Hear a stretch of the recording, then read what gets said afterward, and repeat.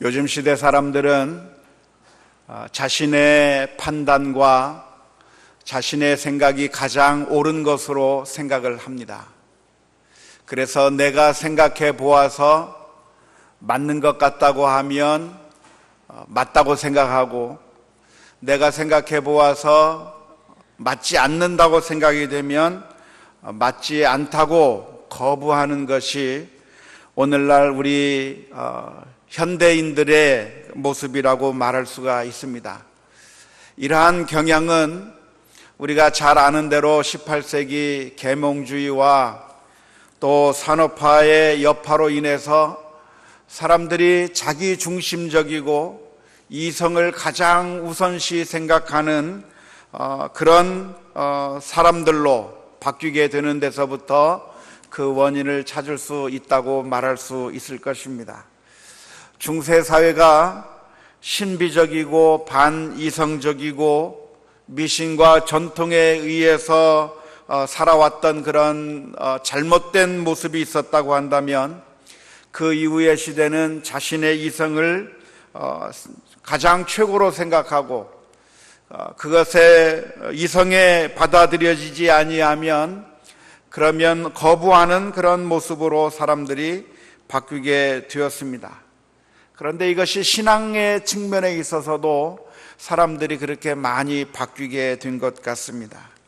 그래서 내가 생각할 때 맞는다고 생각하면 그것을 받아들이고, 그리고 내가 생각할 때 맞지 않다고 생각하면 거부하는 모습들이 오늘날 우리들의 모습 가운데 있는 것이고, 심지어 하나님에 대해서도, 우리의 믿음에 대해서도 내가 생각해 봐서 내 판단으로 하나님이 있다 생각하면 하나님을 받아들이는 것이고, 이것이 하나님의 말씀이라고 생각하면 내 판단에 비추어 봐서 맞다고 생각하면 받아들이지만, 그렇지 아니하면 거부하는 모습들을 오늘 우리들의 모습 가운데서 많이 보게 됩니다.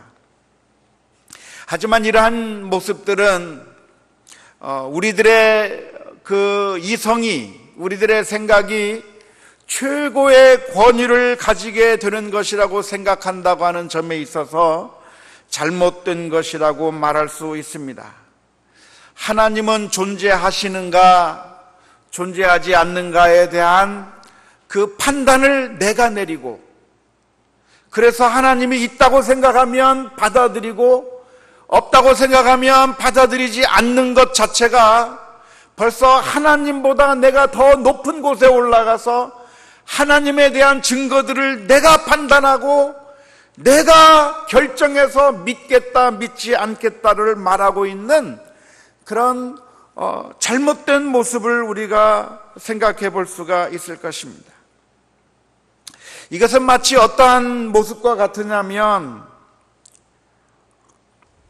미각을 잃은 사람이 음식의 맛을 전혀 볼 수 없는 그 미각을 잘 가지고 있지 아니한 사람이 누가 최고의 셰프고 누가 최고의 요리사인가를 심사하는 자의 위치에 가는 것과 마찬가지라고 말할 수 있습니다. 요즘 유명한 셰프가 누굽니까? 백 셰프입니까? 주 셰프입니까? 그 유명한 셰프들 앞에서 내가 그 사람들을 판단하겠다고 하는 것이야말로 어리석은 일인데, 마치 우리가 하나님에 대해서 그렇게 생각할 때가 많다는 것입니다.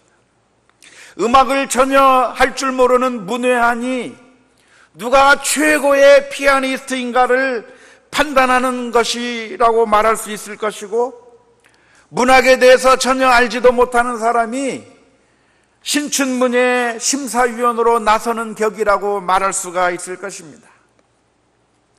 하나님을 우리가 스스로 판단해서 하나님이 계시는가 계시지 않는가 내가 판단하고, 그래서 내 판단을 의지해서 하나님을 믿든지 안 믿든지 하는 것은 우리가 얼마나 어리석고 얼마나 교만한 사람들인가를 단적으로 보여주는 것이라고 말할 수 있습니다. 오늘 본문의 말씀은 예수님께서 이렇게 말씀해 주셨습니다. 예수님께서는 나는 사람들에게서 증거를 취하지 않는다고 그렇게 말씀해 주셨습니다. 34절 말씀에 보면 이렇게 기록합니다. 그러나 나는 사람에게서 증언을 취하지 아니하노라. 내가 메시아인가 메시아가 아닌가에 대해서 사람들이 증언해 주는 것에 의존하지 않겠다 하는 겁니다. 36절의 말씀도 이렇게 기록합니다. 내게는 요한의 증거보다 더 큰 증거가 있으니 아버지께서 내게 주사 이루게 하시는 역사, 곧 내가 하는 그 역사가 아버지께서 나를 보내신 것을 나를 위하여 증언하는 것이요. 37절의 말씀에 계속해서 보면 또한 나를 위하여 나를 보내신 아버지께서 친히 나를 위하여 증언하셨느니라 그랬습니다. 사람들의 증언을 받아서 내가 메시아이다라고 하는 것을 증명하는 것이 아니라 사람들의 증명과 사람들의 인정에 따라서 내가 메시아가 된다고 하는 것이 아니라 하나님께서 나를 메시아로 보내주셨음을 증언하고 계시는 것이라고 말씀해 주십니다. 41절 말씀에서도 보면 이렇게 기록합니다. 나는 사람에게서 영광을 취하지 아니하노라. 예수님께서 사람들로부터 증언을 취하지 않는다고 하는 이 말씀의 의미는 무엇입니까? 이 말씀의 의미는 사람들로부터 증거가 없었다고 하는 말이 아닙니다. 예수님을 만난 사람들마다 예수님을 만나면서 이분이야말로 메시아구나, 이분이 바로 하나님의 아들이시오, 저 구약 성경에서 약속해 주신 바로 그 그리스도가 바로 예수님이라고 하는 그 사실을 예수님을 만난 사람들마다 증언하게 되었고 고백하게 되었습니다. 그런 증거들이 얼마나 많은지 모릅니다. 세례 요한이 예수님을 보면서 보라, 저는 세상 죄를 지고 가는 하나님의 어린 양이라고 증언하기도 했고, 수가성의 여인은 예수님을 만난 이후에 내가 메시아를 만났다고 그렇게 고백하는 그런 증거들이 있었습니다. 하지만 예수님께서는 그러한 증거들이 있었음에도 불구하고 그러한 증언에 의해서 내가 메시아를 되는 것이 아니라고 말씀해 주고 계시는 것입니다. 예수님의 하나님의 되심이 사람들의 증언에 따라서 좌지우지 되는 것이 아니라 하나님 그분 자신이시기 때문에, 메시아 자신이시기 때문에 사람들의 증언이 하나도 없어도 예수님의 메시아 되심을 결코 부정할 수 없다고 하는 것이 오늘 본문의 말씀입니다. 우리가 믿음을 가질 때 이러한 사실을 분명하게 기억했으면 좋겠습니다. 우리가 복음을 증거합니다. 그래서 예수님에 대해서 전하고 예수님에 대해서 알고 있지만, 그러나 우리들의 증언에 따라서 예수님이 예수님 되는 것이 아니라 예수님은 그 자체로 예수님이시고 하나님께서 증언하시기 때문에, 하나님께서 인정하신 분이기 때문에 예수님이 참되신 하나님이요 참되신 메시아라고 하는 사실을 우리가 분명하게 기억할 수 있기를 주님의 이름으로 축원합니다.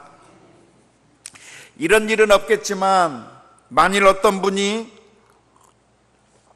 목사님이 평생토록 복음을 증거하고 예수님을 전하다가 어느 날 갑자기 그 사람이 정신이 이상해져서, 아니면 생각이 바뀌어서 말을 하기를, 제가 지금까지 예수님을 잘 증거했지만 사실은 제가 전한 모든 것이 다 가짜입니다, 거짓말입니다, 내가 믿지 않고 그랬습니다, 예수님은 없습니다, 하나님은 없습니다라고 그렇게 누군가 그렇게 외치고 있다고 한다면, 그럼으로써 말미암아 복음이 가짜가 되거나 예수님의 복음이 잘못된 것이 되는 것이 아니라 사람의 증언과는 아무런 상관이 없이 예수님이 우리의 참된 구주시요 하나님께서 보내신 하나님의 아들이라고 하는 사실을 우리가 분명하게 기억할 수 있어야 될 줄로 믿습니다. 종종 우리는 교회 지도자들의 타락한 소식들을 듣습니다. 어떤 유명한 목사님의 타락의 소식이나, 그리고 유명했던 사람들이 실족해서 넘어졌다고 하는 이야기를 듣게 되기도 하고, 그리고 비리들을 우리가 발견하기도 됩니다. 하지만 그러한 모습들을 바라볼 때 우리가 실망하지 말아야 될 이유가 있다고 한다면, 예수 그리스도의 복음이 사람들에 의해서 증언되고 그래서 증명되는 것이 아니라 예수님 자체로서 하나님께서 증명하시는 것이라고 하는 사실을 분명하게 기억할 수 있어야 될 줄로 믿습니다. 바울 사도와 함께 복음을 전했던 사람 가운데 데마라고 하는 사람이 있었습니다. 그런데 이 데마라고 하는 사람은 디모데후서에 보면 세상을 사랑하여서 바울 사도를 버리고 데살로니가로 갔다고 하는 그런 표현이 등장합니다. 과연 그 표현이 어떤 표현인지 정확히는 알 수 없지만, 만일 그 데마라고 하는 사람이 복음을 증거하고 다녔지만 그러나 어느 순간에 그 사람이 변절을 해서, 그래서 더 이상 예수님을 증거하지 않고 이제는 막 죄악의 길로 달려가면서 하나님이 없다고 그렇게 부인하면서 살아간다고 하더라도 그 일 때문에 하나님의 계심이 무효가 된다거나 그 증언이 거짓말이 되는 것이 아니라, 예수님의 존재 자체가, 복음의 그 진리 자체가 우리 인생에게 걸려져 있는 것이 아니라 그 자체로 참된 진리이시고 참된 복음이라고 하는 사실을 분명하게 기억할 수 있기를 주님의 이름으로 축원합니다. 오늘 39절 말씀에 보면 이렇게 기록합니다. 너희가 성경에서 영생을 얻는 줄 생각하고 성경을 연구하거니와 이 성경이 곧 내게 대하여 증언하는 것이니라. 46절에도 보면 이렇게 기록합니다. 모세를 믿었더라면 또 나를 믿었으리니 이는 그가 내게 대하여 기록하였음이라. 이 말씀을 보면 우리가 구약 성경의 주제가 바로 예수님이라고 하는 사실을 우리가 알 수 있게 됩니다. 우리가 잘 아는 것처럼 구약 성경은 오실 메시아에 대해서 기록하고 있는 것이고, 신약 성경은 오신 메시아에 대해서 기록하고 있는 것이라고 우리가 잘 알고 있습니다. 우리가 구약을 읽는 제대로 된 방법을 찾는다고 한다면, 오늘 말씀에 의하면 구약 속에서 우리가 영생을 얻기 위해서 그 말씀을 상고하는 것인데, 그 속에서 예수 그리스도를 발견해야 되는 그것이 맞다고 하는 사실을 기억하면 좋겠습니다. 특별히 누가복음 24장 말씀에 보면 엠마오로 가는 두 제자들을 향해서 예수님께서 그들에게 나타나셔서 구약 성경을 가지고 예수님에 대해서 설명해 주시는 장면이 나옵니다. 그들이 예수님께서 부활하셨다고 하는 그 소식을 듣고 참 혼란 가운데 있을 때 예수님께서 구약 성경의 말씀을 가지고서 그들에게 예수 그리스도에 대해서 설명해 주셨습니다. 누가복음 24장 25절부터 27절의 말씀에 이렇게 기록합니다. 이르시되 미련하고 선지자들이 말한 모든 것을 마음에 더디 믿는 자들이여, 그리스도가 이런 고난을 받고 자기의 영광에 들어가야 할 것이 아니냐 하시고, 이에 모세와 모든 선지자의 글로 시작하여 모든 성경에 쓴 바 자기에 관한 것을 자세히 설명하시니라. 구약 성경의 말씀을 통해서 이 구약 성경 말씀에 예수님이 어떻게 기록되어 있고 어떻게 예언되어 있는지, 이 구약 성경 말씀을 통해서 예수님을 어떻게 바라보아야 되는지에 대해서 이 두 제자에게 예수님께서 설명해 주었고, 그 설명을 들을 때 두 제자의 마음이 뜨겁게 불타올랐다고 성경은 기록하고 있습니다. 우리가 성경을 바로 읽는 중요한 방법이 있다고 한다면 그것은 성경 속에서 예수님을 발견하는 것입니다. 우리가 성경을 많이 읽는 것도 중요하지만 그것보다도 훨씬 더 중요한 것이 있다고 한다면 성경을 바르게 읽는 것인데, 바르게 읽는 방법은 무엇이냐면 성경 말씀을 통해서 우리가 율법을 끄집어내는 것이 아니라 그 성경 말씀을 통해서 예수 그리스도를 발견하는 것이 너무나도 중요합니다. 우리가 자칫 성경 말씀을 읽을 때, 특별히 구약과 신약을 읽을 때, 특별히 구약 말씀을 읽을 때 우리가 늘 실수하고 잘못하는 것이 있다고 한다면 이 말씀을 통해서 우리의 율법을 발견하고, 그래서 내가 어떻게 하면 더 거룩하게 살 것인가? 물론 그런 그것을 발견해야도 되겠지만, 그러나 무엇보다도 더 중요한 것은 이 말씀 속에서 예수 그리스도를 발견해내는 것이 중요합니다. 왜냐하면 이 말씀 가운데서 예수 그리스도를 증언하고 있고, 이 속에 예수님에 대해서 가르쳐주고 있다고 예수님께서 말씀해주고 있기 때문에 그렇습니다. 예를 들자면 골리앗을 이긴 다윗의 이야기를 보면서 우리들은 이렇게 흔히 생각을 합니다. 다윗이 비록 작은 사람이었지만, 연약한 사람이었지만 골리앗에게 달려나가서 그래서 골리앗을 이긴 것처럼 우리도 다윗과 마찬가지로 믿음을 가지고 골리앗과 같은 상황 가운데로 나간다고 하면 우리가 그 골리앗을 무찌를 수 있을 것이기 때문에 우리도 다윗과 같은 믿음을 가져야 된다라고 그렇게 결론을 내리기가 쉽고, 그래서 그런 다윗과 같은 위대한 사람이 되기 위해서 우리가 무엇이 부족한가, 무엇을 더 채워야 될 것인가에 대해서 생각할 때가 참 많이 있습니다. 물론 그러한 메시지가 아주 중요한 메시지이고 우리가 성경을 읽을 때 그러한 점들을 발견해야 하는 것입니다. 하지만 거기에서만 머물고 있다고 말한다면, 거기에서만 머물게 되면 우리가 성경 말씀을 완전하게 이해한 것이 아닐 것입니다. 왜냐하면 그러한 종류의 메시지는 교회에서뿐만이 아니라 이 세상 어느 곳에 가든지 언제든지 들을 수 있는 메시지이기 때문에 그렇습니다. 열심히 사십시오, 믿음을 갖고 사십시오, 정말 노력하십시오 하는 그런 메시지들은 어디에서든지 들을 수 있는 메시지이기 때문에 그렇습니다. 용기를 가지십시오, 두려워하지 마십시오, 어디든 가든 그런 메시지는 다 들을 수가 있습니다. 하지만 성경에서 발견해야 될 메시지가 있다고 한다면 성경에서 예수 그리스도를 가르치고 있다고 하는 사실을 발견해야 하는 것입니다. 다시 말하자면 벌벌 떨고 있는 그런 이스라엘 백성들을 위해서 목숨을 내어놓고 골리앗에게 담대히 나아가 골리앗을 무찌른 그런 다윗처럼 예수님께서 이 세상에 오셔서 자신의 목숨을 십자가 위에 내어주고, 그래서 결국 죽음의 권세를 무찔러 일으키심으로 말미암아 그래서 이스라엘 민족을 구원해냈던 그런 다윗과 마찬가지로 예수님께서 우리를 구원해 주시는 그런 놀라운 은혜를 베풀어 주신다고 하는 사실들을 발견해야 하는 것입니다. 우리의 연약함을 발견하고 우리의 비참함을 보아야 하는 것이고, 그리고 예수 그리스도밖에는 우리에게 소망이 없다고 하는 사실을 발견해야 하는 것입니다. 그래서 성경을 읽을 때마다 내 연약함이 무엇이고 나에게 부족한 것이 무엇이기에, 그래서 내가 예수님만 소망하고 의지하며 살아가기 위해서 주님 앞에 달려나아가는 그런 모습을 가져야 할 것입니다. 40절 말씀에 보면 예수님께서 이렇게 말씀하십니다. 그러나 너희가 영생을 얻기 위하여 내게 오기를 원하지 아니하는도다.